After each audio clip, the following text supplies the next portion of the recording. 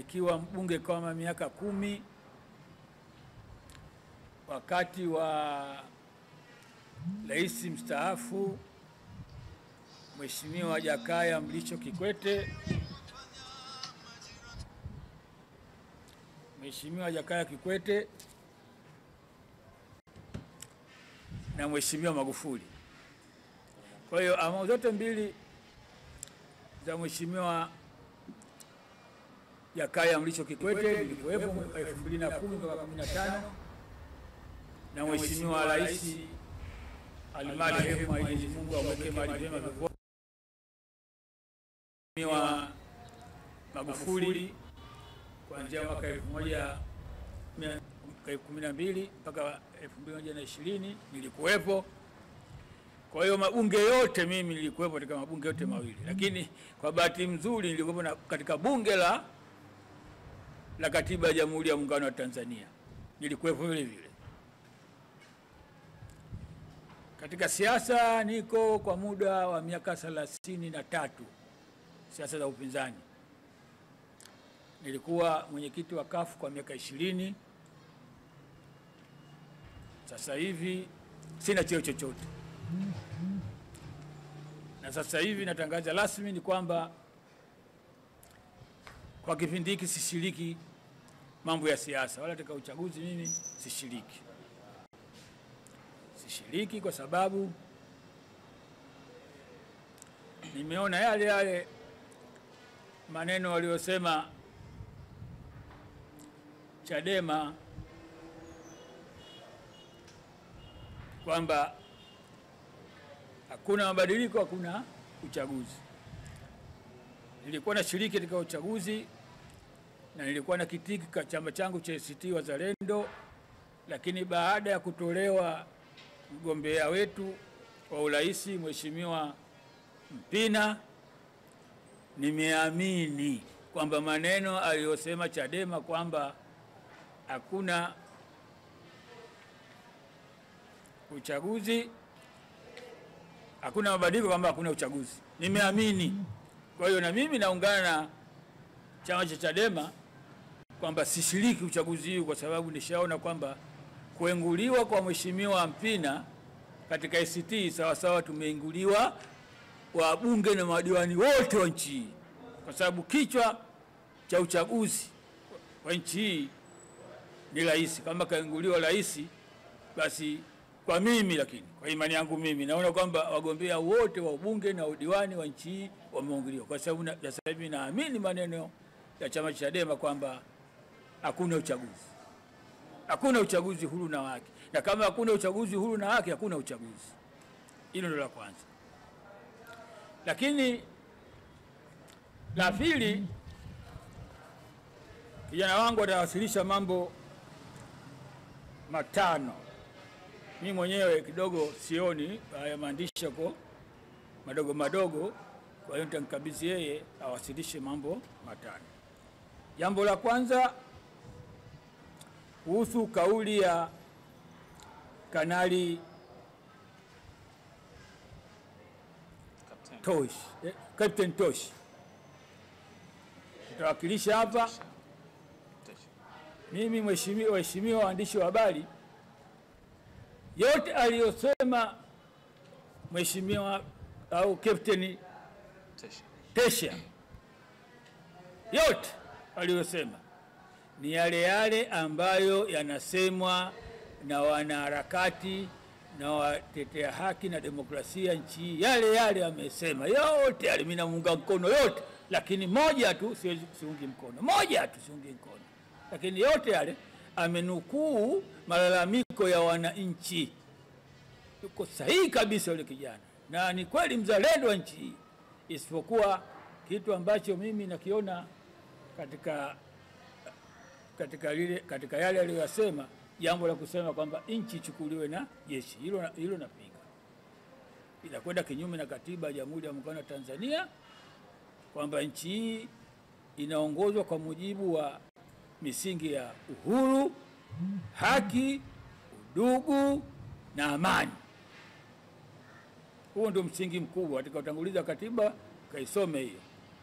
na vitu hivyo havipatikani isipokuwa katika nchi ya kidemokrasia yenye bunge lililochaguliwa na wananchi na mahakama inayotoa haki kwa uhuru bila woga wala upendeleo. Sasa kama ni nchi ya kidemokrasia, siwezi kukubaliana kwamba nchi hii sasa hivi kutokana na hali iliyokuwa nayo kwamba heti ikamatwa na wanajeshi kwa kipindi.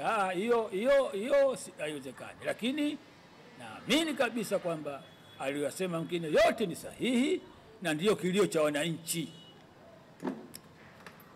Kwa hiyo kwa hapo nieleweke hivyo. Jambo la pili,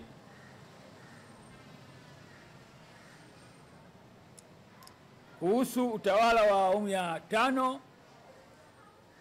awamu ya 4 na awamu ya 5.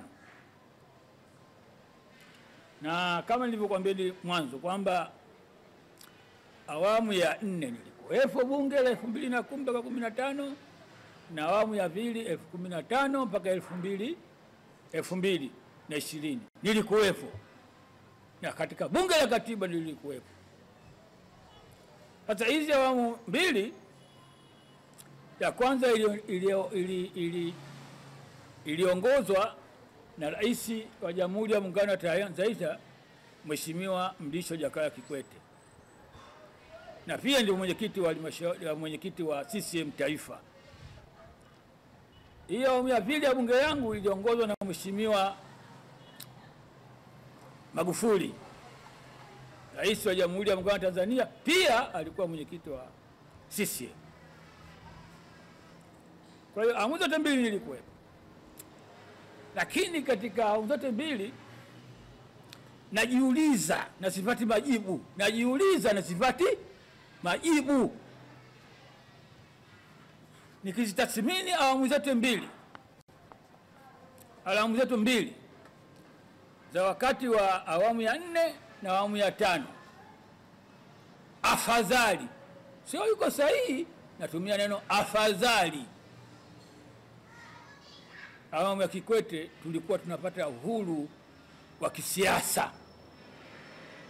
Uhuru wa kisiasa awamu ya Kikwete. Na ilifikia Kikwete kuanzisha katiba mpya, bunge live, wapinzani kukutana naye wakati kwa wakati,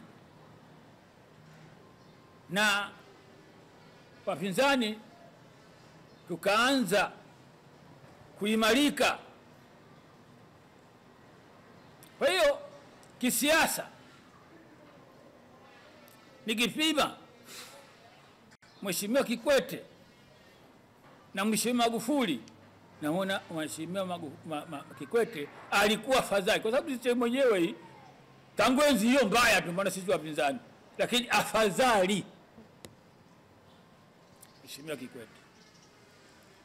Kuja awamu ya 5 ya Mheshimiwa Magufuli,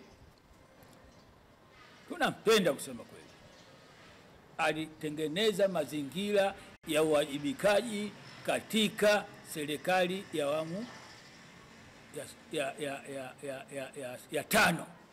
Kwa hiyo uwajibikaji kwa maeneo ya maofisini yalikuwa mazuri kabisa, uwajibikaji. Lakini kisiasa, na mimi bungeni niliwahi kusema hiyo kwamba Magufuli kwa jambo hili ya uwajibikaji kwa wananchi hili yuko vizuri kabisa, lakini kisiasa hakuwa sawa sawa. Katika awamu yake akaanza kuziwia mikutano ya hadhara, bunge live, vyombo vya habari vikawa havina uhuru, wakosoaji wakaanza kushughulikiwa na watu wasiojulikana, ili mradi mambo yakawa mabaya, na wakatangaza kabisa kwamba wapinzani wadhibitiwe ndani ya bunge na nje ya bunge. Na kweli tulikuwa tunadhibitiwa ndani ya bunge. Ilikuwa watu wapinzani wakitoa hotuba zao zinaziwiwa au wanalazimishwa kutoa maneno ambayo wanaona wapinzani yako sawa sawa, yanaziwiwa, na kama unapinga unatolewa nje kwa nguvu. Akina Sugu wametolewa nje kwa nguvu, ili mradi tulidhibitiwa wapinzani ndani ya bunge na nje ya bunge. Bunge sio live, mikutano ya hadhara hakuna, maandamano hakuna, na kila jinsi. Kwa hiyo kwa mimi Suleiman Bungala naona wakati wa Kikwete ulikuwa uko sahihi kwa mambo ya kisiasa. Haya mambo ya kiuchumi haya, tunajua mafisadi wamelindwa wakati wa Magufuli na wakati wa Kikwete, na CCM ndio kazi yao kuwalinda mafisadi. Rushwa tunajua wakati huo na wakati huu umefanana, lakini kisiasa wakati wa Mheshimiwa Kikwete ulikuwa uko sahihi kuliko wakati wa afadhali kuliko wakati wa Magufuli.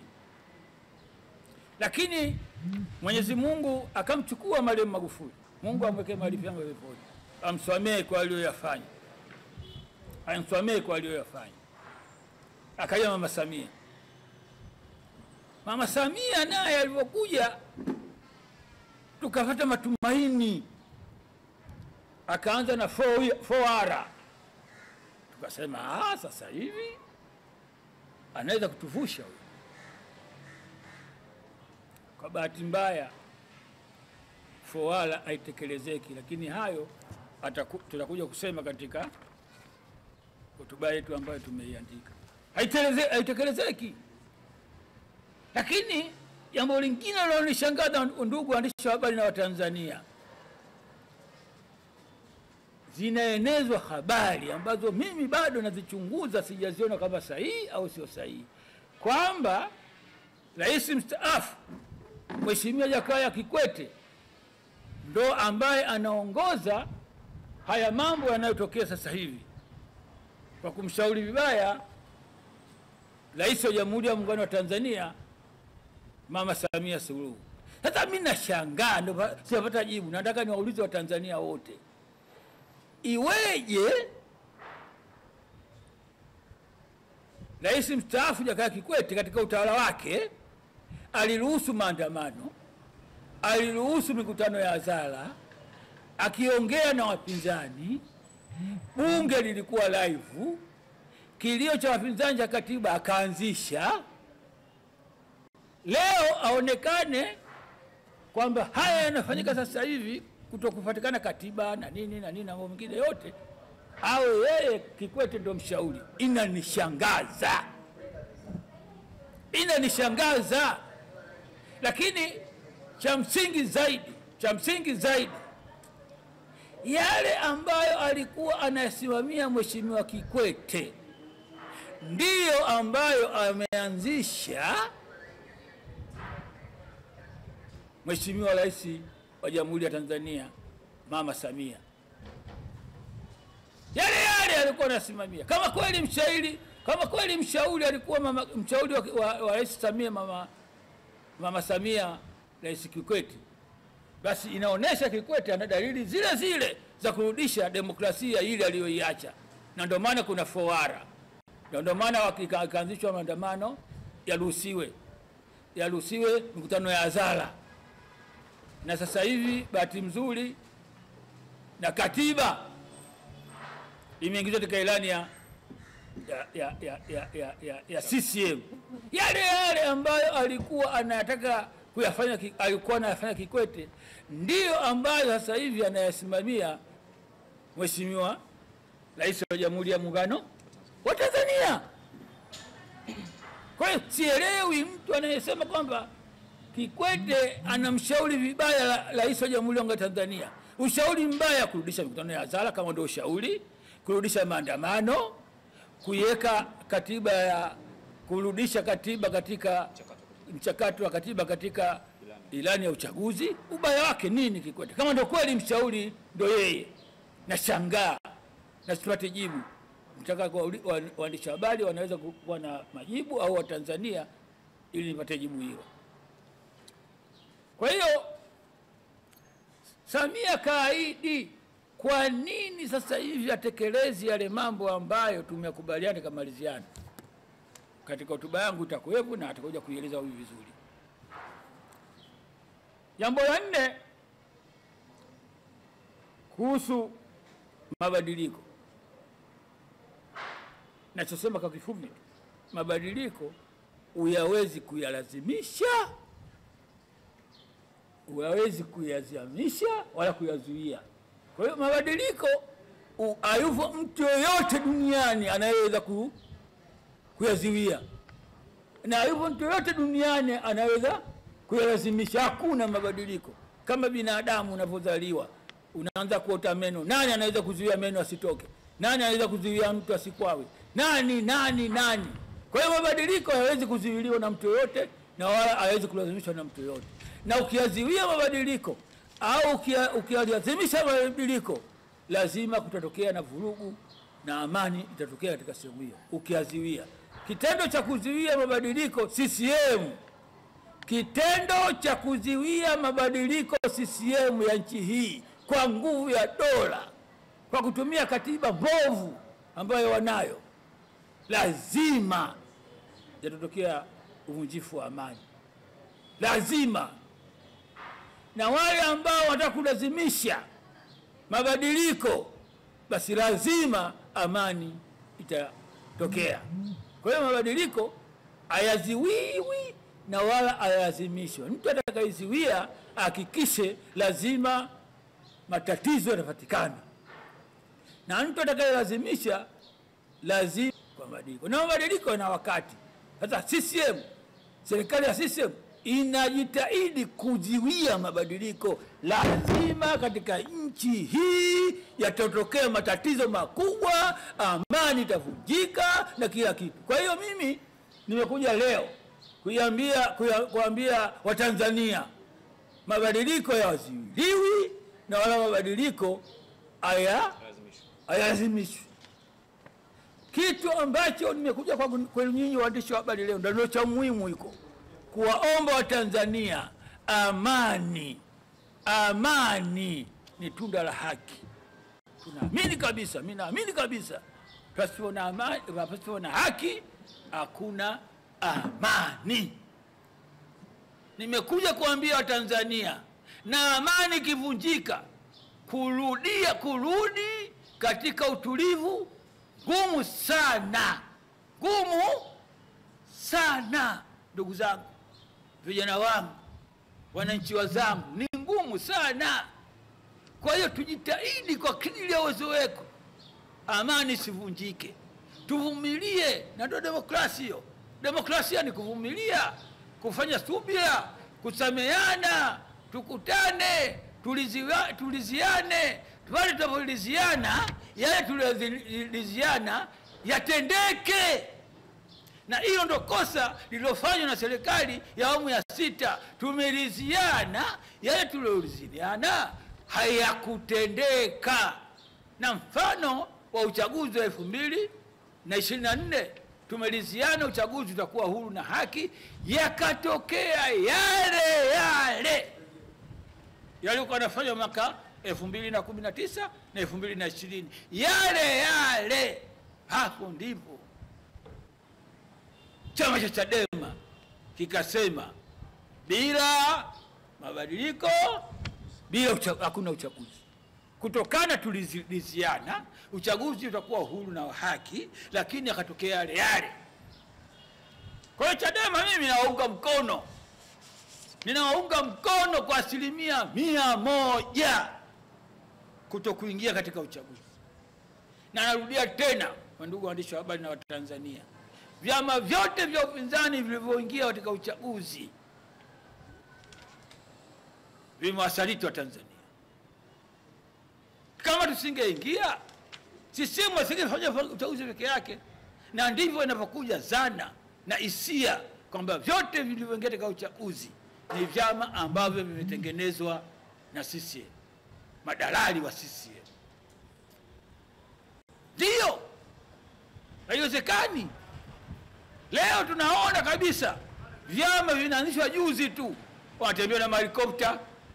Vyama sio juzi tu wamepewa magari, na sio magari tu, vyama 16. Mimi tangu uchaguzi umeanza mwaka 1995.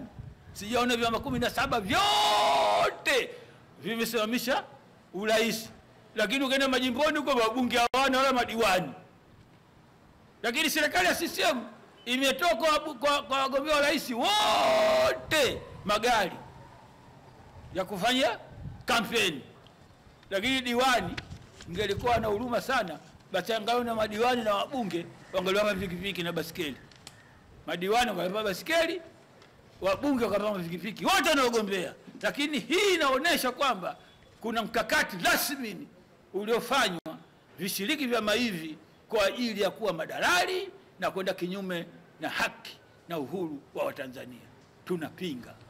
Tunapinga kwa nguvu zote, lakini amani ni muhimu kushinda yote yanayotendeka. Jambo langu la mwisho nasema, nawaomba Watanzania, nawaomba vijana, nawaomba wananchi, tuvumilie siku ya 29. Nawaomba sana, hayo maandamano wala tujui alianzisha, hatujui kiongozi gani ambaye ataongoza, hatujui chama gani kinachoongoza, hatujui lengo la maandamano, hatujui maandamano tunaanzia wapi, hatujui Allahu Akbar, tunakwenda tunaelekea wapi, hatujui tunaandamania nini. Baya zaidi, tunaandamana siku muhimu kwa mujibu wa katiba na kwa mujibu za sheria za nchi, siku muhimu ya uchaguzi. Nasema